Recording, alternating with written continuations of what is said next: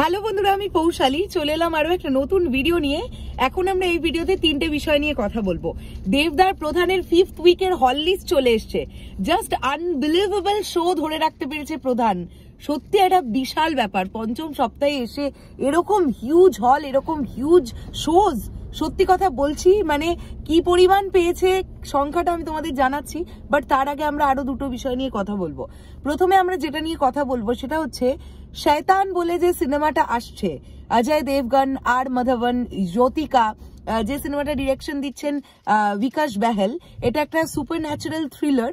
তো এই ছবিটার রিলিজ ডেট কিন্তু চলে এলো, 8ই মার্চ এই সিনেমাটা থিয়েট্রিক্যাল রিলিজ পাবে। এটা গেল প্রথম আপডেট। দ্বিতীয় যেটা আপডেট দেবো সেটা হচ্ছে টোটা রায়চৌধুরী আবার মেন স্ট্রিম মাসালা ফিল্মে ফিরছেন। এটা জানার পরে আমি সুপার এক্সাইটেড।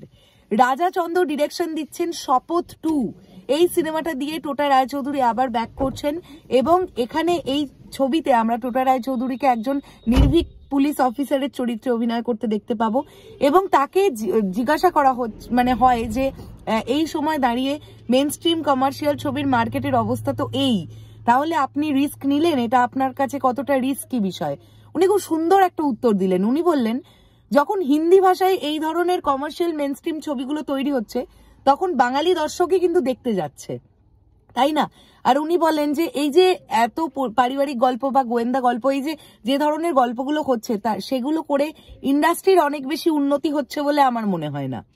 এবং উনি এটা বললেন যে উনি আবার ভালোবাসার জায়গাটাতেই ফিরে এলেন, কেননা আমরা যদি দেখি যে ওনার মানে ইন্ডাস্ট্রি থেকে কাজ শুরু বাংলা ইন্ডাস্ট্রিতে কিন্তু একদম মেন স্ট্রিম মশালা ছবি দিয়ে। তো অবশ্যই এই ছবিটা অলরেডি ফ্লোরে চলে গেছে, এই ছবিটা শুটিং চলছে। অনেক শুভকামনা রইল শপথ 2 এর টিমের জন্য। এবং রাজা চন্দ্র এটা আশ্বাস রাখছেন যে তার প্রিভিয়াস ছবিগুলো লাইক চ্যালেঞ্জ 2, অন্যান্য ছবিগুলোর মতো যেন শপথ 2টাও খুব ভালোভাবে মানুষের ভালো লাগে আর কি, এটা উনি আশা দেখছেন এবং খুব সুন্দরভাবে অ্যাকশন সিকোয়েন্স ডিজাইন করা হবে, এমনটাই জানা যাচ্ছে আর্টিকেলটা পড়ার পরে। আচ্ছা, সবশেষে যেটা নিয়ে আমরা কথা বলবো সেটা হচ্ছে দেবদার প্রধানের 5th উইকের হল লিস্ট।